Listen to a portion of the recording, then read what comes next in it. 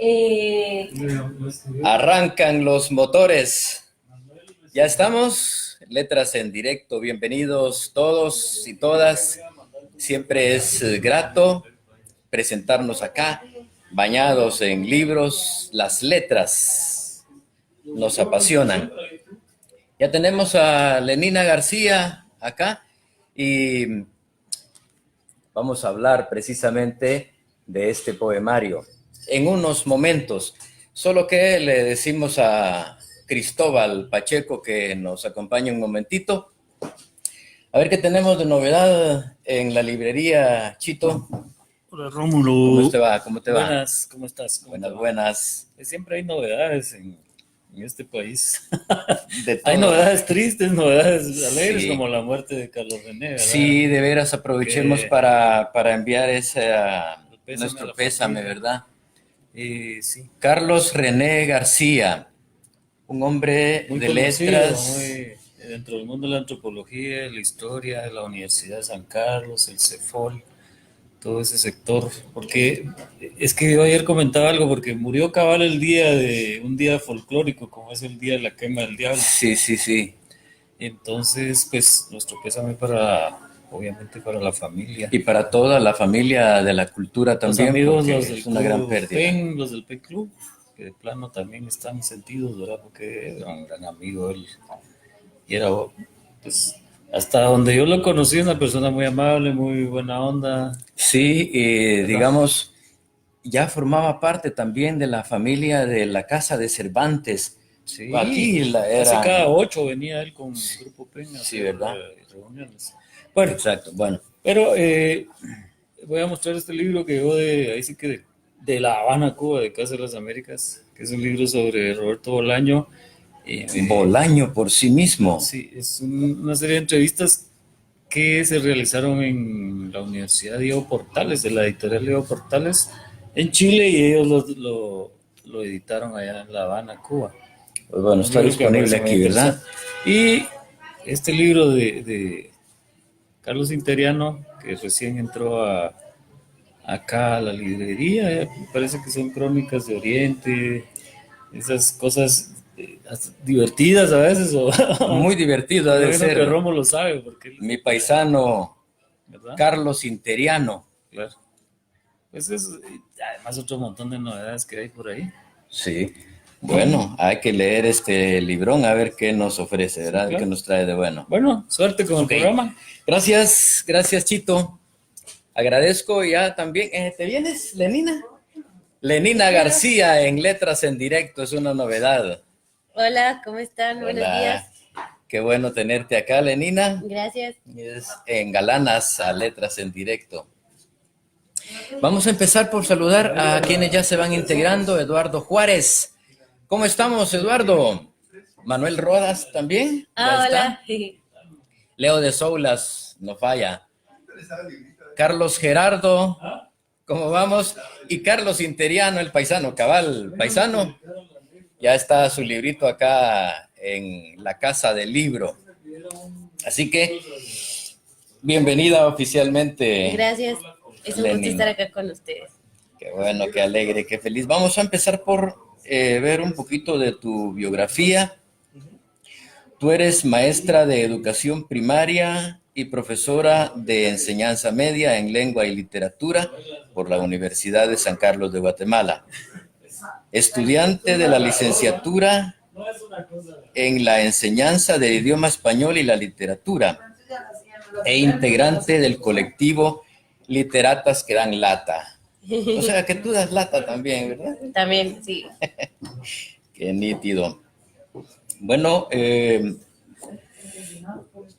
has escrito cuentos y poesía, ¿verdad? Y ya han aparecido por ahí en algunas antologías. Qué bien. Así como en la revista Primeros Auxilios, volumen 1. Ah, correcto. También en Chuleta de Cerdo, editorial, en el 2016, y en blogs digitales. Has leído en las ferias de libros y en Festival Internacional de Poesía Aguacatán 2017. Qué bien. Además de escritora y poeta, mantienes un fuerte activismo en la educación pública. Del 2012 al 2017 coordinaste el programa Educación del Niño, Niña y Adolescente Trabajador PENNAT. Vamos a hablar de este proyecto. De acuerdo. Y del 2017 al 19 ocupas ya el cargo de secretaria general de la Asociación de Estudiantes Universitarios Oliverio Castañeda de León de la USAC.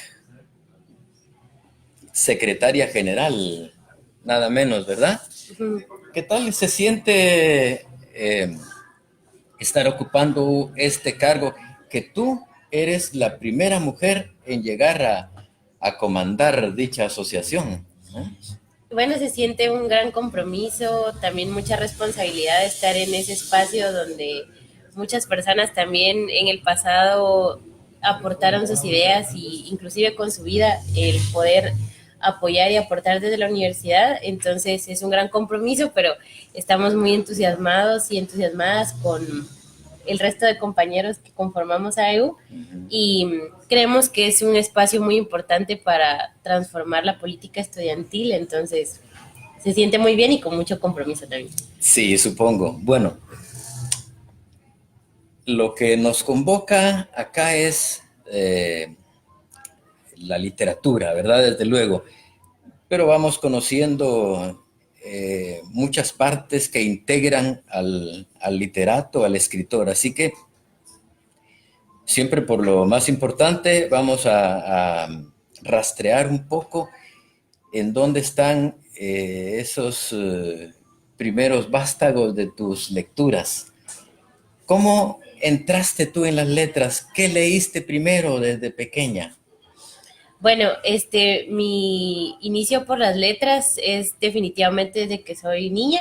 Mis papás me influenciaron muchísimo, me motivaron mucho en cuanto a la lectura, a la escritura. Mi mamá estudió letras y bibliotecología en la universidad y mi papá estudió filosofía, entonces tenía como que una influencia muy grande y muy fuerte de ellos por la lectura.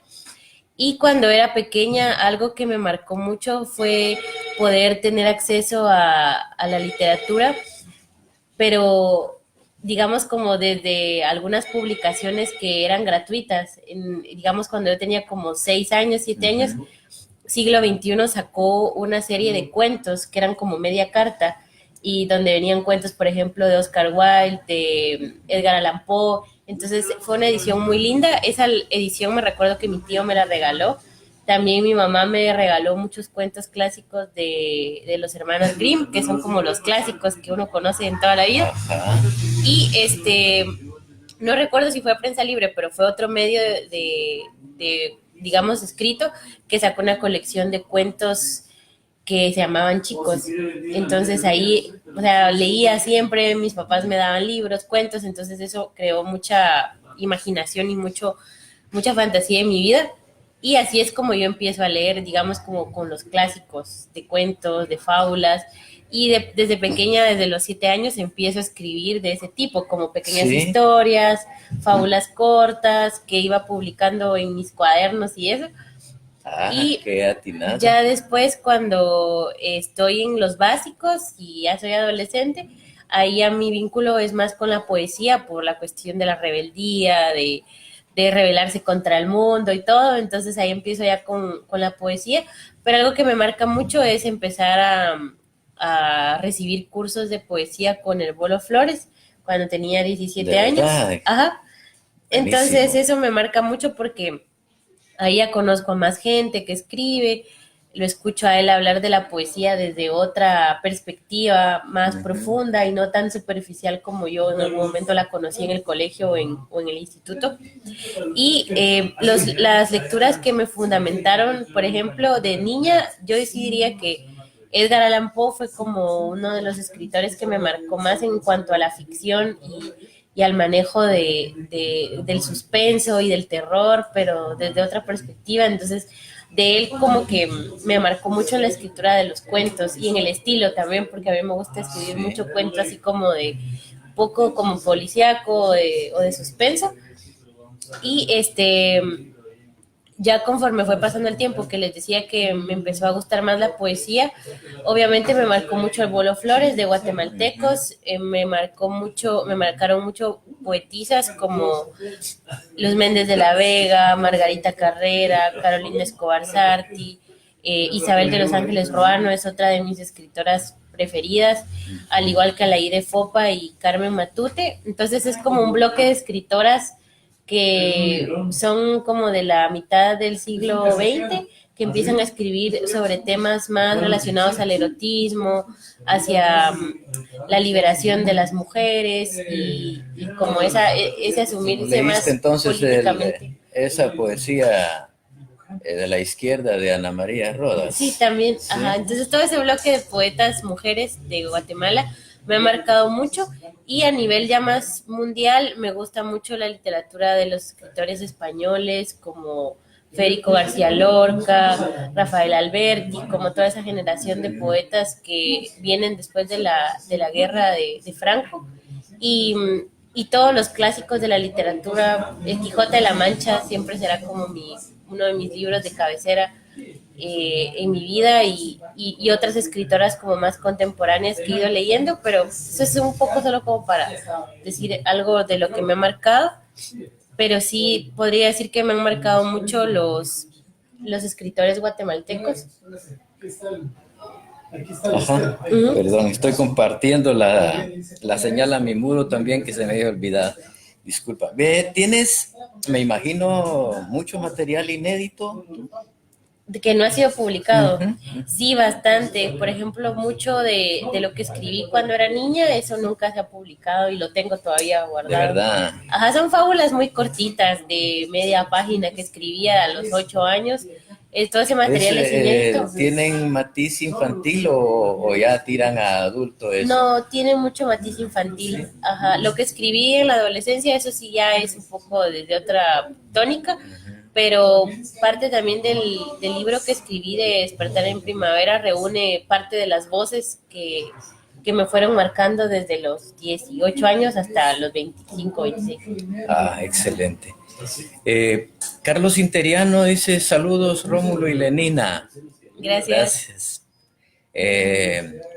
Osman Menfield Mérida, saludos y éxitos, Lenina. Dice. Gracias.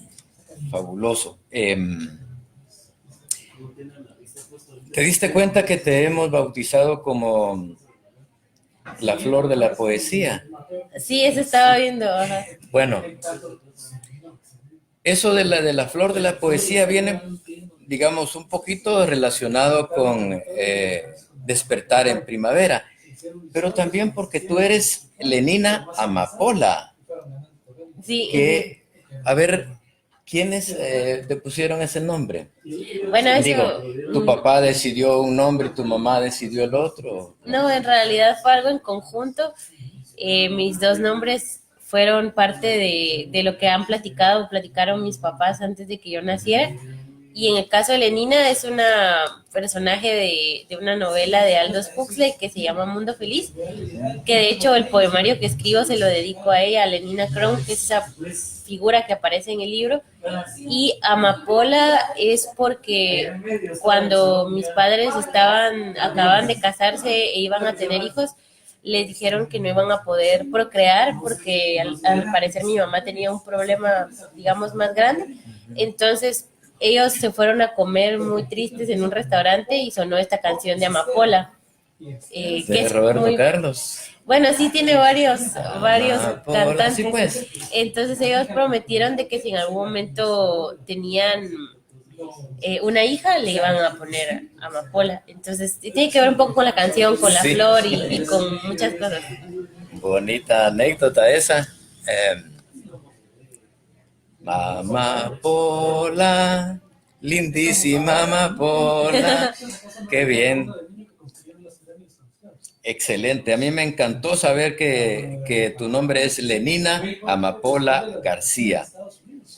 Es poético también ese nombre. Sí, y bueno, ¿sabes qué? Por este libro, por ti, caí en la cuenta yo que al empezar a leerlo, pues que indudablemente tenía que ver con esa obra Un Mundo Feliz. Y entonces me puse a leerla. Lunes, martes y miércoles, 3 días y la terminé. Buenísima novela, buenísima. Pero ¿tus padres ya conocían esa novela o no? La leyeron y cuando después de leerla fue que les gustó el nombre. Bueno, ahora, me pregunto yo si el nombre influye en uno para tocar un poco el destino, digamos, para que tú tomes decisiones en tu vida y tus gustos también tengan que ver con eso, porque a la vez lo empecé yo a relacionar con Lenin de Rusia. No sé, todo eso te toca sí, a ti. tiene mucha relación.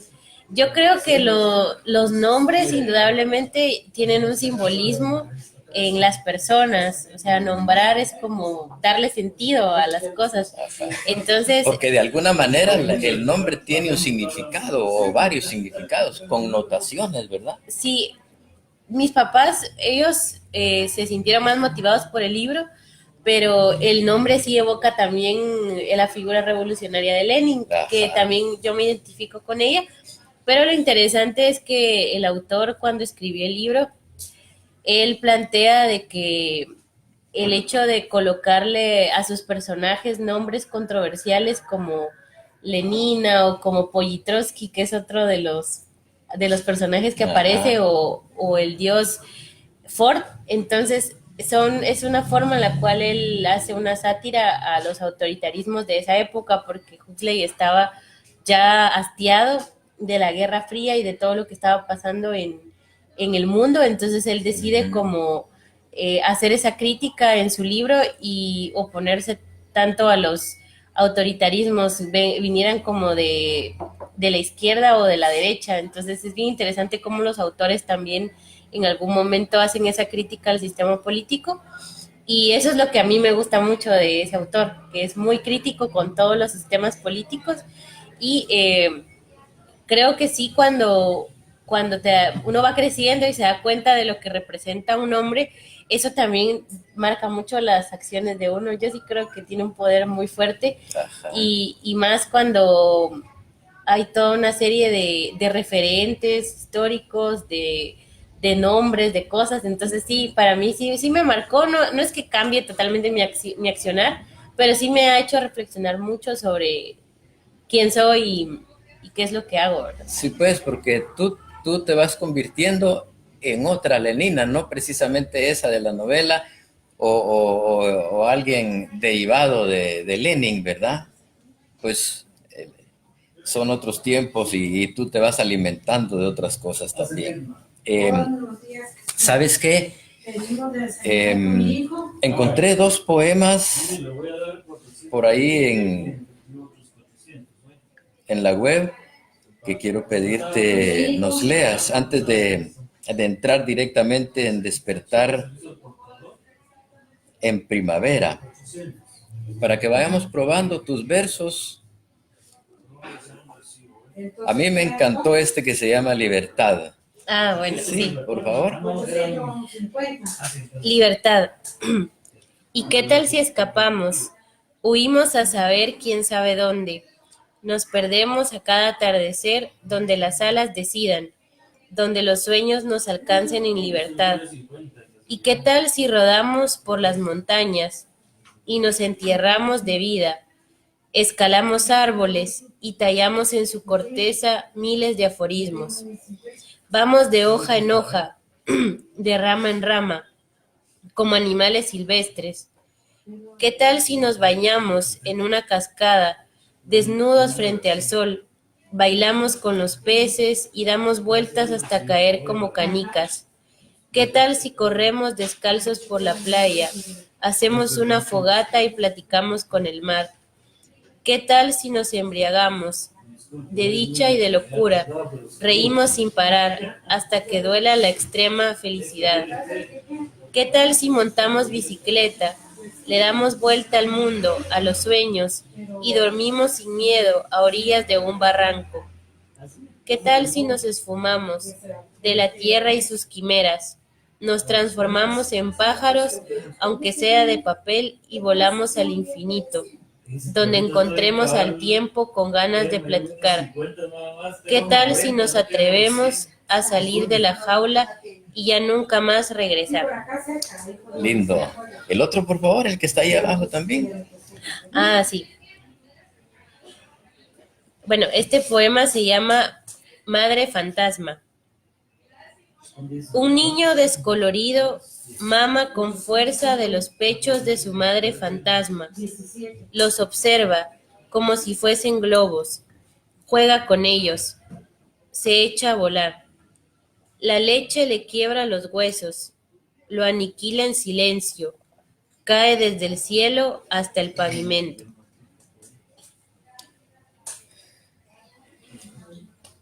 Es tremendo ese poema, ¿verdad?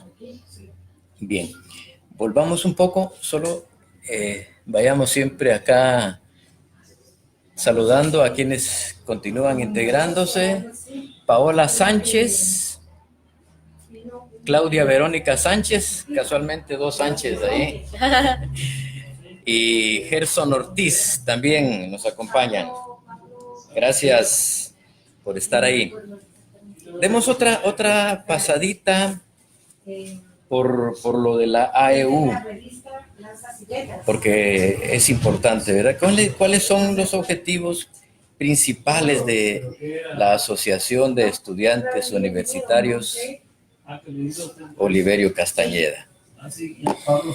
Bueno, como parte de los objetivos fundamentales de la AEU está la defensa de los derechos de las y los estudiantes. Al ser una asociación de la Universidad de San Carlos, obviamente uno de los objetivos principales es promover la unidad también estudiantil y garantizar que los estudiantes puedan tener una asociación que les acuerpe en sus demandas, que les acompañe.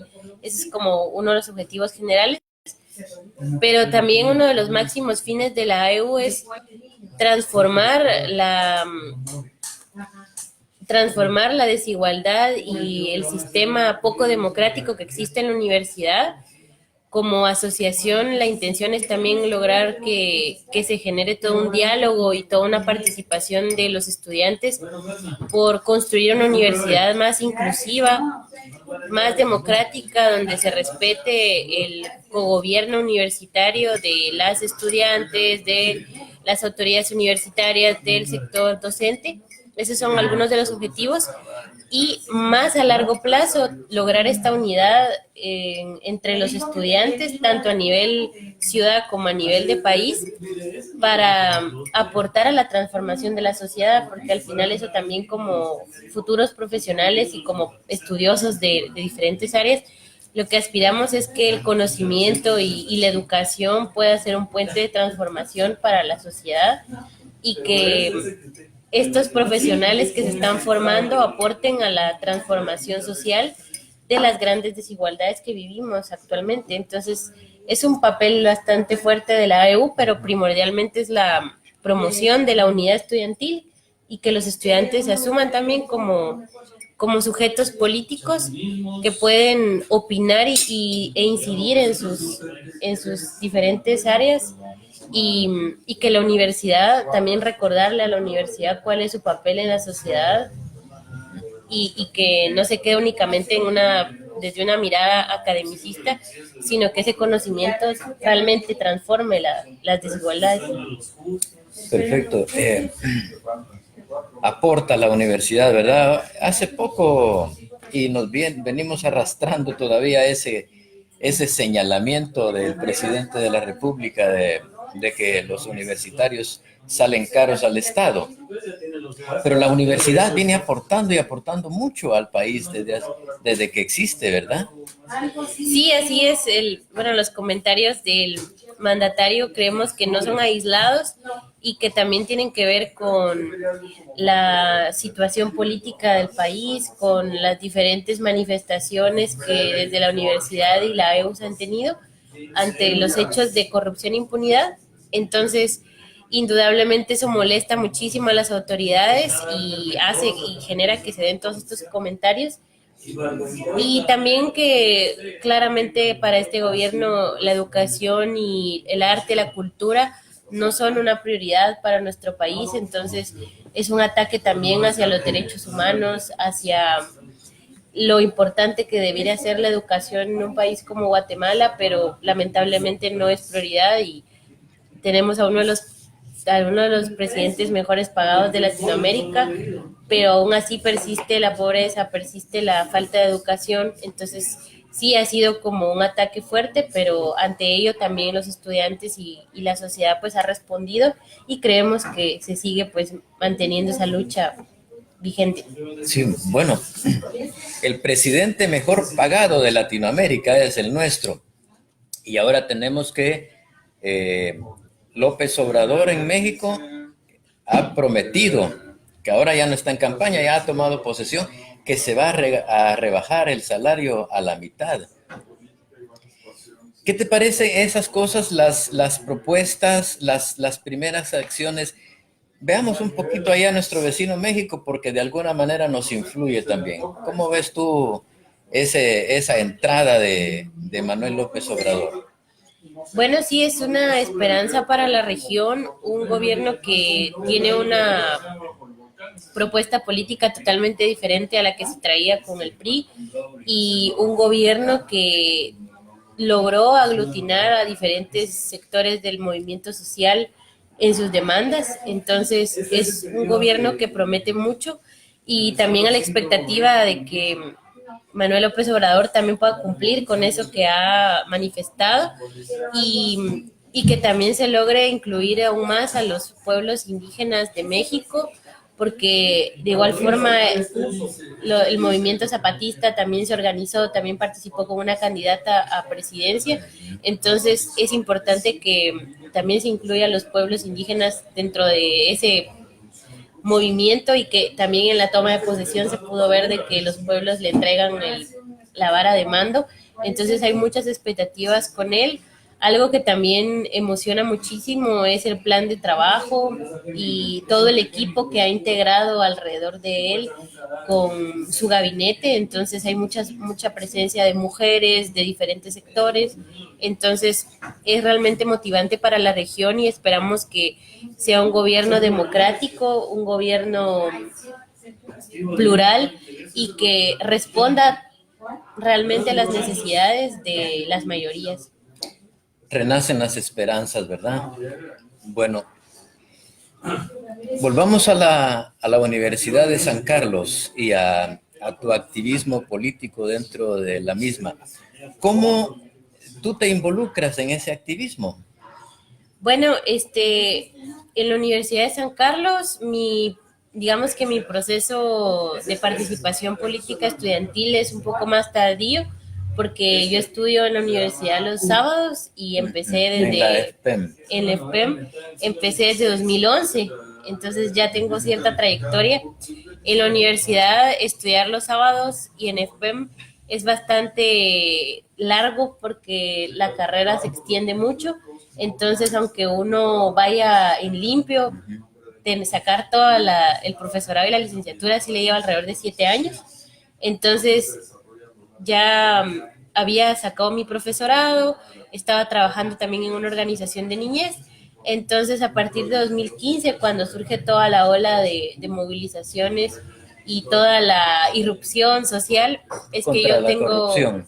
tengo una participación un poco más fuerte en el movimiento estudiantil, porque me uno a Usaques Pueblo, que es también otro colectivo, en el cual logré identificarme muchísimo, logré pues abrirme un poco más a ese ámbito de la política estudiantil y empezamos a discutir de que si se había logrado promover un movimiento nacional de indignación por lo que estaba pasando en el gobierno, no podíamos quedarnos de brazos cruzados en la universidad. entonces que había también que rescatar nuestras instituciones, en este caso la AEU, de Mira. las mafias, ¿verdad? Mira. Entonces ahí es donde se empieza un proceso donde no únicamente nosotros estuvimos presentes, sino que hubo cientos de estudiantes involucrados y ya ven en mí como una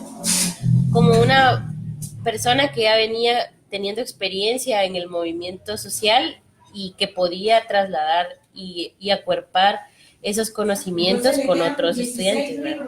Sí, llama mucho la atención verte a ti, porque tú eres muy jovencita y estás involucrada en esta, la política que es peligrosa. Entonces tú eres una mujer valiente y ya influyente en este país como una mujer líder, jalando esa asociación universitaria que, chica, tiene una historia grande, ¿verdad? En Guatemala, de diversas maneras, que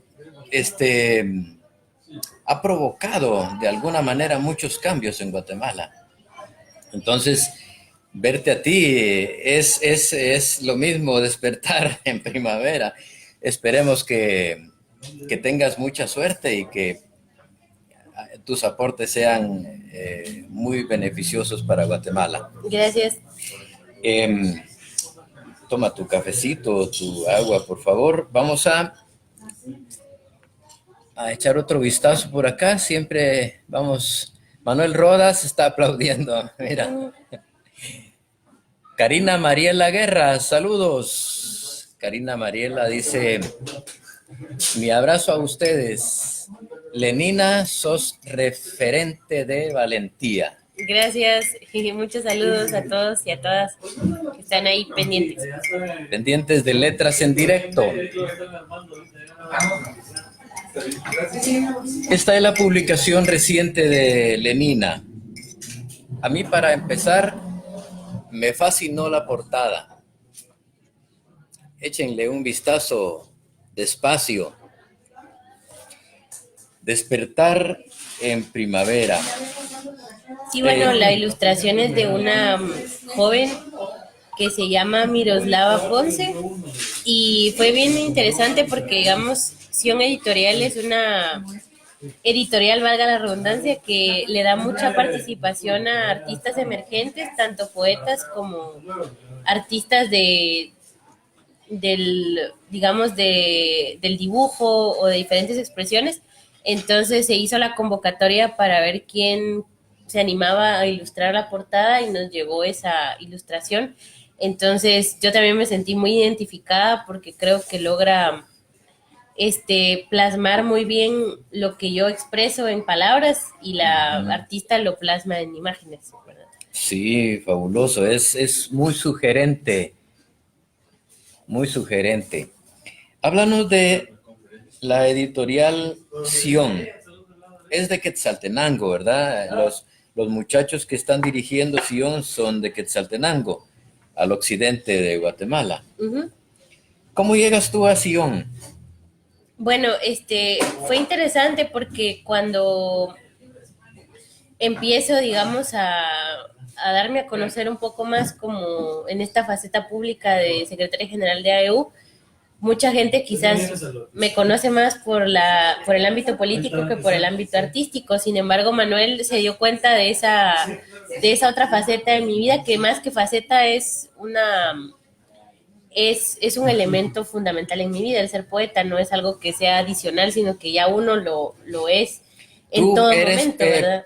Primero eres escritora, poeta, antes y luego es política. Exacto, sí, totalmente. Entonces, él me preguntó y me hizo la invitación Manuel Rodas, si tenía algún material ya escrito para ser publicado.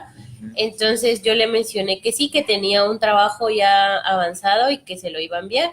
Él persistió mucho porque, digamos, en mis tiempos por el activismo, de verdad me ha costado retomar completamente mi oficio como escritora porque los tiempos son demasiado demandantes. Sin embargo, siempre le digo a Manuel que agradezco que él haya insistido para realmente ser cómplices en esta publicación. Entonces así es como Manuel conoce mi trabajo y ya vemos si es posible publicarlo y todos esos elementos más logísticos y operativos. Pero Despertar en Primavera ya era un poemario que yo venía trabajando en los últimos 2 años. Por eso cuando él me habla y me hace la invitación, ya tenía yo un material de donde publicar. Y es un poemario que reúne varias voces mías de adolescencia, juventud, y también fue un proceso interesante porque a veces en la poesía uno tiende a subestimar la persona que fue en el pasado porque no te agradan tus poemas o porque sentís que hubieran podido ser mejores, pero en realidad yo lo que hice fue tratar de encontrar como esas voces y esa secuencia del poemario Despertar en Primavera para ya hacer una propuesta más concreta, pero sí fue un trabajo de años, o sea, de estar leyendo los poemas, de estarlos trabajando y sobre todo también de encontrarle el sentido al poema y el por qué lo estructuré en 3 partes, por qué le di ese nombre, por qué todo tiene un sentido, ¿verdad? Entonces, eso es un poco la historia del poemario y también con Sion Editorial, que es una editorial independiente de Shela, el tiraje no es tan grande, solo se hizo un tiraje de 100 ejemplares, pero eso mismo creo que le da un sentido más de cercanía con los lectores, porque uno sabe quién lo está leyendo, uno sabe quién tiene como en sus manos el libro, entonces se vuelve como un diálogo más cercano con los lectores y escuchar también sus opiniones, qué les ha parecido y me he sentido muy contenta porque siento que el arte en general no debe ser elitista, o sea, que no debe ser solo como para cierto grupo de personas y más en este país. Los libros son caros. Exacto, y eso me decía Manuel también, que por eso el libro es bastante accesible, vale 25 quetzales porque es como esa posibilidad de que las personas lo compren y lo lean. Ahora también no, me han escrito de algunos espacios, por ejemplo, en Los Patojos quieren que les lleve 20 libros, entonces saber que lo están leyendo jóvenes, que lo están leyendo personas que son como muy cercanas, es muy, muy alegre como primer ejercicio de publicación, porque es la primera vez que yo publico un libro, ¿verdad? Entonces creo que te hace sentir bien y también te da como esa cercanía con el público. Pero además, se agotan los 100 y se hace otro tiraje, no hay problema. Hay que seguir ahí porque... Hay que decirle a Manuel que nos está escuchando. ¿Quiénes integran Sion, además de Manuel Rodas? Bueno, la verdad eso no lo conozco en profundidad, pero están creo ahí ocultos detrás. Que Manuel, sí, pues como decía, tiene diferentes personas que participan en la creación del libro. Le apoyan ahí. Con el diseño, también con la imprenta que hace la impresión de los poemas, pero es un trabajo mayoritariamente de él y bastante artesanal de ir armando los libros y el cuidado y la paciencia que se tiene en la edición. Creo que eso es algo muy importante en el margen de las editoriales independientes. Sí, yo he revisado hasta las orillas de este libro y me ha parecido muy bien diagramado, así que Manuel Rodas, estamos muy bien, maestro. Sí, al parecer esa novela, Un Mundo Feliz de Aldous Huxley, te impresionó también a ti, ¿verdad? Yo me quedé, el final de la novela esa es impresionante también, es decir, lo saca uno de lo normal porque dice uno, ¿por qué lo terminó así? No, uno espera cualquier otro final menos ese, porque anda uno con los personajes principales, ¿no? Incluyendo a Lenina, que Lenina en el capítulo 13, para mí el capítulo 13 es formidable, con ese encierro con Mr. Salvaje, brutal. Bueno, y termina con, la novela termina, bueno, no digamos nada más porque para que lean el libro. Simón. Entonces tú, en respuesta a eso, incluyes aquí material. Vayamos a conocer entonces este completo, por favor. Sí. Mundo Feliz. Completo hasta aquí. Disfrutemos la poesía con Lenina García. ¿Quién es la flor de la poesía? Bueno, les voy a leer este poema que se titula Mundo Feliz o un diálogo con Aldous Huxley, que es el poema que apertura el poemario. ¿De dónde viene el silencio? ¿Quién lo inventó? ¿Cuál es el mensaje de los jeroglíficos tallados en la cueva? ¿Cuál es la edad de la hierba? ¿De qué tiempo somos? ¿A dónde vamos? ¿Para qué vivimos? Irrumpimos el silencio en la longitud de la historia. Descubrimos el fuego, perfeccionamos la daga, moldeamos el gemido primitivo del lenguaje, caminamos en la coraza fértil de la tierra, primero como reptiles, luego como mamíferos, nómadas y erguidos. Navegantes hemos sido, guerreros, herejes, rapsodas. Nos cambiamos de nombre y a la historia también. Patriotas o extranjeros, encima de tantos caballos cabalgamos la vida. En nombre de la libertad, promotores de guerras. Encima de los cadáveres instauramos fortalezas. Tantos descubrimientos, tantas lunas devoradas, y al final en las manos siempre nos queda la paradoja de la existencia. La cola del tiempo se enrosca en nuestro cuello. Algo tenemos de pasado que nos nacen las arrugas. Vuelven las preguntas, las no respuestas, la llaga primitiva de sabernos mortales. Al abrir los ojos, tuvo plena conciencia y en la repartición del reino, el hombre sometió a los árboles y ríos. Inventó fronteras y una interminable escalera hacia el paraíso. Con el devenir de los tiempos, descubrió la alquimia del progreso. Entre máquinas y cohetes, apresura su salida de la tierra, no sin antes desechar con aguja o bisturí cualquier rastro de su estirpe, de su humanidad. Ese poema me parece a mí muy filosófico y ese recorrido histórico también que haces tú acá, formidable y bueno, la protesta, ¿verdad? Las cosas como van. Este poemario hace reflexionar, hay cosas intrigantes, cosas que le pegan a uno acá.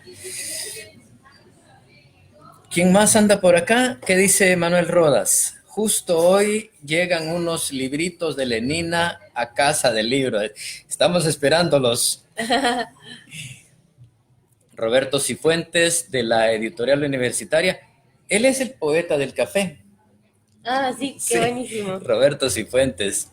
Saludos, dice Roberto. Gracias, saludos también a Roberto, a Manuel y a toda la gente que nos escucha. También Elisha D'Angelo. Hola, Elisha. Saluditos. El PENAT.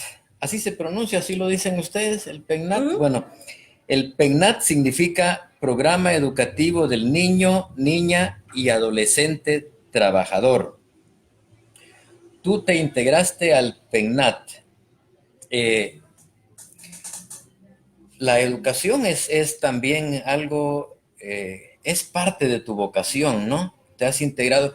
¿Cómo nace tu inquietud por apoyar a este tipo de gente? Bueno, como yo me graduó del nivel diversificado de maestra de educación primaria, entonces la educación desde que era pequeña me transformó la vida. Yo decido estudiar magisterio y trabajo un tiempo como maestra de primaria. Luego ya tengo la oportunidad de trabajar en el PENAT, que conocí a la institución haciendo voluntariado allí, grabando algunos programas de radio en un programa que tenían en línea, también con poesía. Entonces así es como conozco al PENAT y ya me integro a la organización, dirigiendo la organización durante 6 años, que fue una experiencia... Conozcamos al PENAT. Disculpa que te interrumpa acá. Podemos retomar esa línea luego. ¿El PENAT es una entidad como ONG o...? Sí, es una asociación. Está legalmente constituida como una asociación y lo que se hace en PENAT es brindar educación alternativa a niños y niñas trabajadores de los mercados de la ciudad, y es una educación alternativa porque rompe como con el modelo tradicional de la educación, pero también tiene el aval del Ministerio de Educación. O sea, los niños estudian durante todo un año y ese estudio sí les vale como un crédito para poder continuar sus estudios. O sea, no es una educación únicamente como no formal, sino que sí tiene una acreditación que es equivalente al Ministerio de Educación. ¿Dónde tiene su sede y cómo llegan a estos estudiantes? Bueno, PENAD tiene actualmente aproximadamente 6 sedes. O sea, los salones están dentro de los mercados y ahorita están en el Mercado Central, zona 1, Mercado del Guarda, zona 11, Mercado San Martín, zona 6. También está el centro de San Pedro Zacatepeques y obviamente el mayor círculo de atención está en el Mercado de la Terminal, zona 4. Los niños y niñas asisten a sus clases, a los salones que han habilitado para el caso. ¿Es a diario? Es a diario, Sí. De lunes a viernes, y algunas jornadas son en la mañana y otras jornadas son en la tarde. Las oficinas están acá en zona 1, pueden seguir también la página en Facebook. Yo actualmente ya no estoy trabajando en PENAT por el compromiso que tengo en la universidad, pero la organización se mantiene y yo también sigo siempre siendo parte de la asamblea y pendiente de cómo van las cosas, pero sí es una organización que me cambió la vida, en la cual aprendí la importancia de la educación popular a los sectores más excluidos de la sociedad, y ahí fue donde maduré mucho mi visión de la educación, una educación liberadora, una educación para la gente más oprimida. Pues me dio la oportunidad de compartir con niños que trabajan para poder sobrevivir y entender cómo la pobreza afecta a la niñez y cómo la niñez es ese sector más vulnerable de la sociedad, y que uno va a la universidad y ve como el fracaso educativo que se vino repitiendo desde todos los niveles. Entonces, PENAT es como mi escuela, no solo en materia de educación, sino también mi escuela política, porque como les mencionaba que tuve la oportunidad de dirigir la organización durante 6 años, entonces ahí me formé como en el área de gestión, en el área de transformación de conflictos, en el área de administrativa. O sea, ahí me formé. Sí, ¿desde cuándo existe el PENAT? Desde 1996 aproximadamente, o sea, ya tiene más de 20 años la organización. ¿Tú te integras en qué año? Yo me integro en el 2012. 2012. ¿Y cómo, por qué razón te nace a ti ese amor por ayudar a los marginados? Yo considero que sí viene mucho desde mis padres y desde mis propias vivencias personales, porque cuando yo era niña tuve muchas dificultades también con mi familia para poder salir adelante, y recibimos el apoyo de una organización que nos ayudó al menos a tener una vivienda un poco más digna, a tener acceso a ciertos derechos. Entonces ahí me marcó mucho como compartir con gente que tenía condiciones de pobreza más difíciles que las mías o las de mi familia, y, y también marcó mucho la cuestión del magisterio, o sea, de la formación que tuve al ser maestra, la conciencia que te da, digamos, esa carrera de poder no solo enseñar a leer y escribir, sino cómo la educación es transformar tu realidad y la de la sociedad. Entonces, sí me marca mucho eso, la vivencia que tuve de niña, las condiciones de mi familia, de mis abuelos, de todo ese, como toda la historia genealógica que uno tiene, y el darme cuenta de que el magisterio y la educación es una posibilidad de transformación. Ya estando en el PENAT y viendo otra realidad más dura, es que mi compromiso se afianza aún más, porque digamos el ver a los niños y niñas trabajar muchas veces en condiciones muy precarias, mientras en el gobierno hay gente que no trabaja, que no hace su papel, y también conocer más de dentro el sistema educativo nacional. Eso me abrió, digamos, me abrió los ojos pues a la realidad. Entonces es duro a veces también ver esa realidad y te compromete con las causas.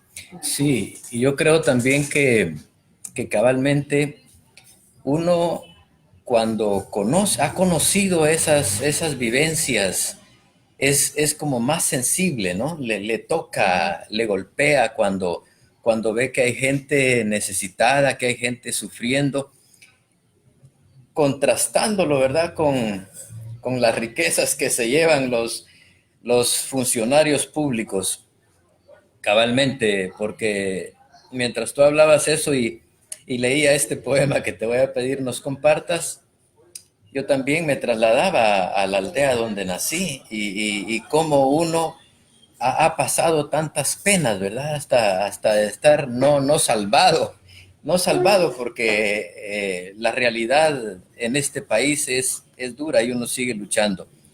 Pero este poema que se llama Mi casa Ujú. es cabalmente un poco también de donde tú vienes, ¿verdad? Así es, de Compártenoslo, por acuerdo. favor. Este poema se titula Mi casa. Desde pequeña errante, en cuartos de alquiler, en apartamentos donde compartíamos el patio con los niños, donde cada vecino era un personaje en mis historias, donde nos turnábamos los lazos para tender. De adolescente errante, con el intestado de mi tío, entre papeles y discusiones de familia, sin tronco al que aferrar la fe. De joven errante, mariposa vagabunda ante la primavera de la vida, exiliada a Caminal, al Parque San José, a la Trinidad de la Quinta, a la Castillo y la Landívar. La casa se me fue haciendo pequeña, entonces construí una casa sin puertas ni paredes en la calle, porque hay que hacer de la calle una casa, en los parques, en los bosques, en los mercados, en las plazas, en los callejones donde resurgen los besos, en los rostros de los que bregan sin claudicar, en un abrazo, en una caricia, en un lugar de paso. Por eso soy de mí, soy del mundo, construyo una patria en cada pliegue del espacio, en cada lugar divisado en las pupilas. Mi cuerpo se compone de múltiples casas y mi alma se renueva cada día, para las visitas, para las tardes de café, mientras bailo en la sala improvisada de mi casa. Full. Ujú. El poemario nos va enfrentando o nos vuelve a hacer sentir la realidad. Esa realidad que en un mundo feliz de Aldous Huxley, pues de esa realidad escapan sus personajes, ¿verdad? Los obligan a escapar, pues los crean y les dan el soma, ¿verdad? Ujú. Toma esto y se te desaparecen las penas, los problemas y todo. Viven felices. Vamos tocando esta realidad a través de tus poemas. Vayamos por favor a Escupida en la página 20 y Camisa de Fuerza en la página 22. Muy bien. Sí, bueno, esta serie de poemas ya es de la parte número 2, que es Ávida Inmortal, una parte donde cabalmente trato de exponer las contradicciones de vivir en un mundo que muchas veces te aprisiona. Entonces vamos a leer Escupida. Nunca antes la realidad se había quitado la piel y me había mostrado tan de cerca sus llagas. Nunca antes me había escupido un gargajo sólido, fétido, como si estuviera en deuda, como si no existiera. O tal vez no exista, y la vida sea una prolongada mentira, donde solo hay espacio para ser espectador. Apenas me limpio la cara, Camino sin rumbo por la ciudad y su incendio. Mañana tal vez amanezca tirada en la acera, con una bala entre las sienes, porque me negué a ser parte de esta farsa, porque no pude asesinar al viento, porque no fui de este territorio ni de este tiempo. Y camisa de fuerza. Camisa de fuerza, esta cárcel, esta fachada, oscura ceguera que habita en mi mente. Rechinan mis dientes, rasco paredes, me jalo del pelo, me araño la piel. Qué incapacidad para volar, qué oscuro abismo, qué holocausto, exterminio de mí. Uno a uno van pasando mis sueños en la cámara de gas. ¿Hasta cuándo veré el sol? ¿Cuánto tiempo en estas paredes? ¿A dónde se fueron mis brazos? ¿Por qué ya no siento mis pies? Hay veces que uno se siente impotente en la situación en la que, en el entorno en el que vive y todo eso, ¿verdad? Tenemos un poema aquí que es un poquito más, no sé si ya entra el 26 en el otro capítulo, en el otro segmento, no, todavía no, pero ese está precioso también, probémoslo. Sí, bueno, este poema se titula Una banca a la orilla del mar. Construiré una banca a la orilla del mar. Sus raíces anidarán la nuez de la tierra, a prueba de la furia en alta mar. Sentarme en los días de bruma, en total perplejidad, viendo la contorsión de las olas, el danzar de su cuerpo salitroso, escuchar la colección de sonidos que habitan las caracolas.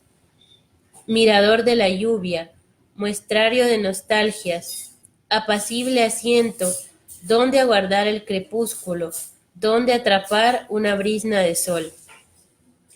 Con el oficio de alguien que talla, construir una banca a la orilla del mar, acompañar mi soledad del monstruo marino, aferrarme al silencio de su canto entre las olas, ver partir en lontananza los recuerdos, las palabras, soltar por fin la botella del tiempo. Ese final me encantó a mí, me fascinó, qué lindas esas dos líneas. ¿Cómo dice? Soltar por fin la botella del tiempo. Soltar por fin la botella del tiempo. Lindo. Ahora sí, este también es buenísimo. En busca del silencio. ¿Oyes tú?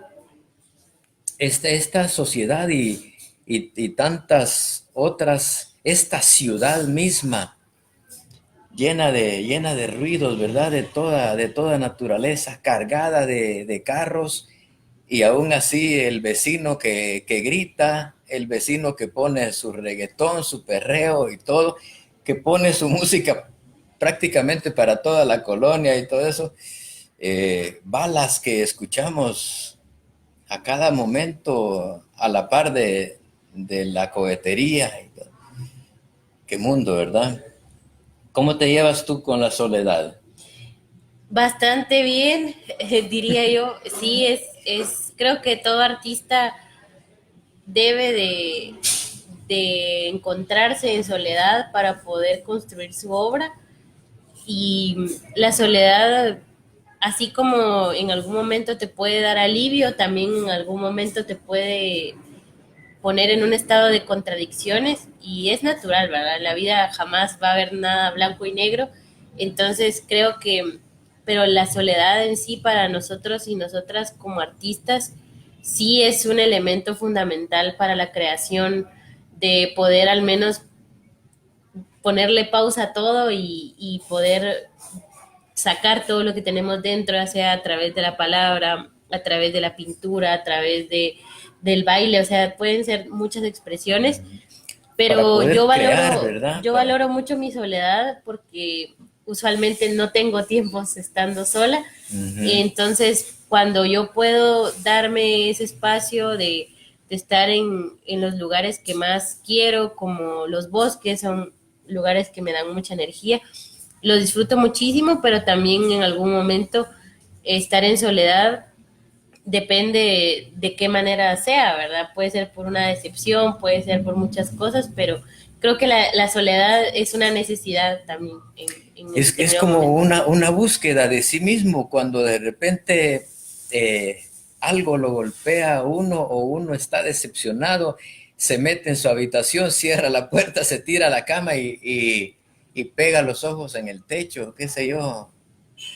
O precisamente como dices tú, este activismo como secretaria general de la AEU, pues te mantiene muy, muy involucrada en tanto movimiento, en relación con tanta gente, a veces con multitudes enfrente también, y ese retiro como que tú lo necesitas y pienso yo, pues lo llegas entonces a disfrutar como lo estás diciendo, ¿verdad? Así es, sí. Leo entonces ¿verdad? Este poema se titula En busca del silencio o La insurrección de Lenina Kron. Voy en busca del silencio. Escalo la montaña para ver el cielo despejado y atrapar con las pestañas un cúmulo de estrellas. Qué lejanas, qué extranjeras me parecen. Este cuerpo de concreto me ha privado la imagen real del universo. ¿A dónde se fue la luna? Tan grandes son las torres que no la veo. Voy en busca del silencio. Me aferra la inocencia de la infancia. Voy hacia un lugar sin vallas ni autopistas, donde las luces no distorsionen mi mirada. Voy en busca del silencio, a abrazar mi secreto, a palpar uno a uno mi dolor, a sentir hasta lo más hondo el eco de mi tiempo. Porque todos hablan, gritan, hurgan en la vida del otro. Yo busco la esencia, el profundo sentido de las cosas. Por eso quiebro las pantallas, los relojes, los espejos. Voy callando una a una las voces que me siguen, que me hablan. Voy en busca del silencio, a vibrar en el vacío, a aprender de las hormigas su filosofía, a caminar descalza por la arena, a ver con los ojos cerrados. Muy poético, lindo ese poema. Bueno, nos vamos acercando al final de este encuentro. Manfredo Castillo también nos está acompañando, esta vez a través de Letras en Directo. Lenina Amapola García. Poético tu nombre también. No tus últimas palabras porque no nos vamos a morir aquí, pero quisieras agregar algo y quisieras tú leer otro poema que sea de tu gusto, de ahí. Sí, bueno, algo que he mencionado en los diferentes espacios donde hemos presentado el libro es que este poemario también tiene una profunda, digamos, tiene muchos mensajes especialmente para las mujeres jóvenes, ya que plasma también un proceso de sanación, que así lo veo yo en mi vida, un proceso donde me cuestiono la realidad y la existencia misma, donde expreso mucho dolor también en poemas como Inventario, donde hago un recuento de lo que para nosotras como mujeres muchas veces puede significar el cuerpo y vivir en una sociedad tan machista. Y lo cierro con esto empezará su primavera, que es una serie de poemas donde hablo más de la reivindicación, de cómo las mujeres podemos sanar muchos dolores y muchas frustraciones y opresiones que llevamos principalmente en el cuerpo. Entonces es un poemario que lo que trato de expresar es ese proceso de despertar que yo tuve y que lo veo como algo cíclico, ¿verdad? Que no, no se trata pues de vivir siempre en la primavera, pues porque también hay una serie de procesos, la naturaleza misma nos enseña que todo es cíclico, no siempre va a haber invierno, no siempre va a haber verano, todo es un proceso cíclico. Entonces es un poemario que tiene una voz muy honesta de esos procesos y facetas que me ha tocado vivir y que al final cierra con un poema que se llama Despertar en Primavera, que es el que quisiera leer para ya despedirme. Muy bien. Ajá.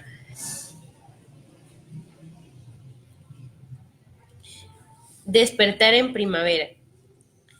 Cuando moría, los colibríes llegaron revoloteando como milagro. Poblaron de hojas las ramas secas de mi cabello. La sangre atorada en las venas bombeó de nuevo al corazón. Con su aleteo infinito dibujaron flores en mis pezones. De su néctar bebieron miel. Desnuda y en soledad pude salir de mi viejo escondite. Ya no huí del relámpago. Dejé que la lluvia limpiara cada una de mis llagas, que abrazara el lienzo de mi piel. Y me encontré llorando, como se llora al abrir los ojos al mundo por primera vez. Desperté en primavera, con olor a jazmín y tierra mojada, como se despierta cada mañana con la esperanza de un nuevo sol. Lindo. Con esa esperanza nos vamos, esperando despertar en primavera. Gracias de nuevo, Lenina. Gracias por el espacio también a usted y a Casa del Libro también por recibirnos acá un sábado. Así es. Bueno, paz y amor para todas y todos. Adiós. Nos encontramos el próximo sabadito alegre.